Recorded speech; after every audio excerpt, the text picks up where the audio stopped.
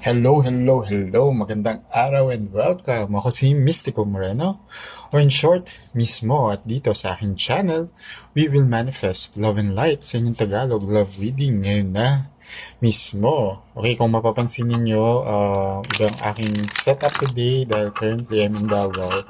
Pero may time naman na isingit itong reading, kaya here it is. So, this love reading ay para sa lahat ng water signs, Cancer, Pisces, and Scorpio. And I'll do a third-party energy reading. And yes, as I always say sa akin channel, third party is not always romantic.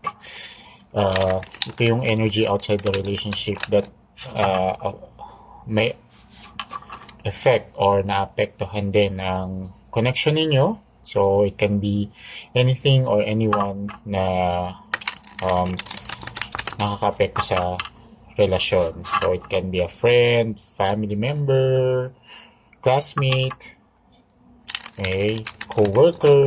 So, pwedeng trabaho mismo, schoolwork, ACADS, priorities, health. So, tingnan natin kung ano yung masasagap kung energy today. And ayan, kung mapapansin din ninyo bago ang aking deck, so excited akong gamitin. So this is the Yokai Tarot, Japanese folklore ang theme. So yeah, and gusto kong magpasalamat sa lahat ng water signs, Cancer, Pisces and Scorpio sa patuloy na support ang binibigay ninyo sa aking channel. So please continue to support by liking this video and commenting below. It really helps the channel grow. And sa mga bago, subscribe na rin po kayo para updated rin kayo sa mga ipopost ko pang love readings. And saka para mag-grow din yung channel ko pa. Oops. Alright. So, bubunot ako ng isang pair. One card from here, one card from this deck. And, ayun, bali tatlong pairs siya. Isang pair sa recent past, then present, then near future. And interpret natin siya accordingly. And as I always remind or say here din sa aking channel that this is a collective and general love reading, so it may or may not resonate with everyone. Take whatever resonates, leave the rest behind. Kapag hindi talaga huwag pilitin, abangan na lang yung mga susunod ko pang love reading or panoorin nyo yung mga past videos. Baka isa doon ay mag-resonate sa inyo. Pero best talaga na mag-book kayo ng personal and private reading dahil mas naka-align yun sa energy ninyo. Okay, nasa description box lang naman yung email address ko. Okay, so let's begin. So, I'll get the 7th card dahil July pa rin naman ngayon. Recent past. Oh, 10 of Wands. And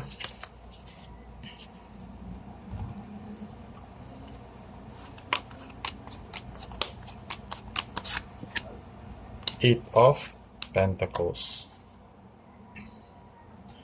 Okay, and let's see. Is this a romantic third-party energy? Yes, it is. Okay. In the recent past, your person, and with this third-party situation, medyo naging, ano siya, naging burden talaga siya sa buhay mo. There were a lot of issues, conflicts, challenges, and with the Eight of Pentacles attached to it na yung feeling mo na sayang lahat nung invest mong time and effort sa relationship. Tapos, parang anong feeling mo na ang dami mong bakit ka pa nagstay sa relationship, knowing na may ganitong situation. Na parang ang ano na lang sa'yo, aware ka na merong third party, pero parang ayaw mong tumiwalag at naging ano tuloy sa'yo, burden siya or parang obligasyon na lang as a partner yung ginagawa mo. Kasi possible na um, married na kayo, okay? And ang daming proseso ang pagdadaanan kung gusto nyo maghiwalay. Pero, ayun, it's taking a toll on you. Hindi mo na din talaga kinaya in the recent past. And I think, eventually, you decided to parang choose yourself. Okay? And you've been working on something na possible na parang investment towards yourself na, okay, in business sa iba, okay. And nakikita ko din dito na hindi siya, hindi madali yung pag-alis sa relationship dahil maraming complications akong nakikita dito. Kaya may parang tinatansya mo pa rin din yung next moves dito sa relationship. And I think the third party energy is still there, ongoing pa rin siyang nangyayari. Pero gusto kong makita, sige, how it affected the present moment. Kasi something is amiss. Pero tingnan natin. So at the present moment, how it affected, okay. May decisions ka ngang gustong gawin sa relationship.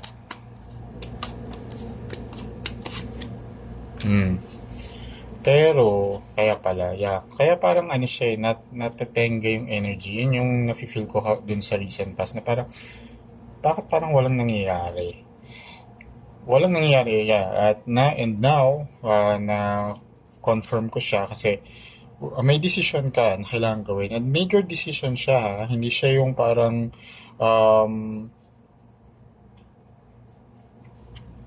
in the recent past pa nga determined ka to resolve this sana in the recent past. Naging sana na lang siya. Kasi at the present moment, kaya sabi ko parang ongoing pa rin siya, tapos parang walang nangyayari. Ayun, nung lumabas yung present moment, may decision ka. It's a important decision na kailangan mo gawin. Pagpilian, either you choose A or you choose B. Hindi pwedeng both. Okay? Pero, wala kang ginagawang action. Okay? The hangwoman energy, the hang person energy is here. And this is the energy of no action. Parang nakatenga lang, nakapause lang, inaantay lang kung ano yung kakahinatnan. Diba? Pero, alam natin sa sarili natin na may gusto tayong kahinatnan na on the positive side, diba? May gusto tayong positive result. Kaso, kung kagustuhan lang siya, okay, if it's just a desire but no action is done, gandun lang siya. Tapos, nasa stuck lang tayo dun sa situation na gusto nating iwasan na or iwanan. Na stuck tayo doon kasi wala rin tayong ginagawang action. So, parang it's a choice then to be stuck. It's a choice to be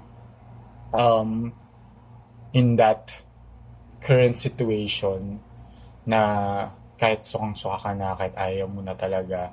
Pero, choice mo din kasi wala kang action. Kahit alam mo na may kailangan kang upuan, pagdesisyonan at piliin sa dalawang choices. Na isa doon will lead you to a more positive result or ending. Okay? And isa pa, parang dahil nga sabi ko kanina, di ba, parang ongoing pa yung third party energy or third party situation na hindi siya yung ano, yung nalaman mo in the past, tapos parang, ay, okay na, let's start anew. Hindi, parang, yun nga, ongoing pa siya, tapos feeling mo, parang wala kang choice na kaya ka nag-stay, parang feeling mo wala kang magawa, pero actually meron. May choice ka, may kaya kang gawin, um, hindi mo nga lang siya ina-actionan dahil siguro may mga fears, worries, and may mga other consideration. Kasi sabi ko, baka complicated siya. Kasi, ano din, siguro may mga other external factors din. Kung, for example, kung mag-asawa na kayo, baka dahil sa mga anak, or kung may negosyo kayo together dahil nga dun sa business, ang dami pang kailangan asikasuhin to settle those matters. Pero again, you have you need to choose ano yung A or B nga. So kung if it's A, ano yung mga kailangang action or mga steps na kailangan gawin para ma-achieve yung choice A na yun. If it's choice B, yan, same thing. May mga bagay na kailangang ma-achieve at gawan ng action para mag-proceed siya. Hindi siya parang every single day ganito yung nafe-feel ninyo, hindi masaya.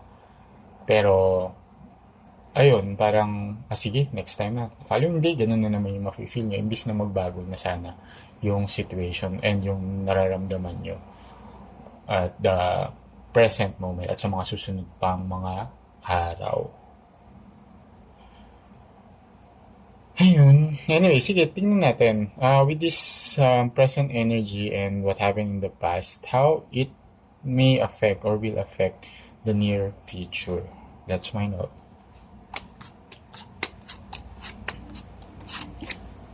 Three of Wands. Yeah, okay. Ay, sorry. Five of Wands. Yeah, medyo malabo yung mata ko. It's Five of Wands.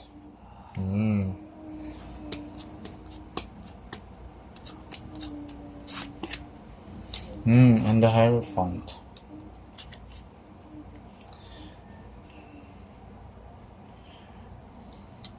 Okay, in the near future, may conflict na pwedeng mangyari if patuloy na magiging ganito yung situation at the present moment na wala kang ginagawa, hindi mare-resolve, magkakaroon pa, parang magbubunga pa siya or maanganak pa ang mga issues and conflict between you and your person. Kaya kailangan na siyang upuan, pag-usapan, or i-resolve na ano yung mga next steps, ano yung next actions na kailangan gawin. Kasi here, and with the Hierophant card, it's you have to commit sa to what you decide. Kung ngari, ito pagpilian mo na in the near future, kapag may pinili ka na commit to it. Hindi yung pinili mo na si A dahil yun yung mas tamang gawin or mas makakatulong sa'yo. Tapos in the near future, ayun, dahil may ganitong sitwasyon na naman na sway ka, i-let go yung choice na yun or mag-shift to B. Okay? Na hindi naman talaga yun yung makakatulong. So, when you decide on something na ensure ka naman na yun yung mas makakabuti, commit to it and gawin mo nga yung mga steps leading to it. With the Hierophant also kasi it's parang masyadong yung umayon ka sa conventionality na kung wari, sabi nga na dapat magsama kayo kasi ganito, ganyan. Kaya may mga sinasabi nga yung mga people around you. Pero ikaw, sa sarili mo, if you continue or follow other people's advice, for example, yung ano yung traditional na dapat gawin, pero ikaw internally, nahihirapan ka, ikaw yung hindi masaya, sila yung masaya, yung mga people around you, kasi yun yung gusto nila mangyari for you, tapos ginawa mo, pero yun ba yung gusto mong mangyari for yourself? Okay? So, sila masaya, ikaw hindi. So, ano yun, di ba? Happiness mo ang kailangan mong pagtuunan ng pansin, hindi happiness ng iba. Okay? And kaya yun nga, kung ano yung magiging decision mo, dapat yun nga din yung magpapasaya sa'yo. And stick to it. Align yung mga actions na gagawin mo dun sa um, gusto din mangyari nung puso, isip, at soul mo. Okay? And because Hierophant is also an energy na um, alignment. Ayan. So, with the Five of Wands, yeah, pwedeng, ano din, kasi Five of Wands is an energy of conflict. So, it can be conflict. For some of you, yun nga, syempre may third party energy, so for sure may conflict. And magpapatuloy nga siya kapag wala kang ginawang gagawing action, kasi yun yung nangyayari at the present moment. So, sa near future, if this continues, continue yung third party energy, continue hindi mo paggawa ng action, continue din yung conflict. And pwedeng conflict din is an internal conflict sa sarili mo. Yun nga, hanggat hindi ka pa pumipili dito sa dalawang kailangan mo pagpilian ng mabuti, may internal conflict. Parang paulit-ulit, anong pipiliin? A, B, A, B, A, B, hanggang sa near future, ganun yung mangyayari. So, near future, yan, pwede mo siya kasing baguhin, depende nga sa mga choices and decisions na gagawin mo sa present. Sa past, yan, nangyari na yan eh. Pero at the present moment, you can alter the situation for the near future also to alter accordingly. Okay? So, tingnan natin. Ano yung bunot na lang ako ng isa pang pair, extra pair as advice from the universe or message from the universe then regarding the situation. So, Queen of Cups. Okay, nice. And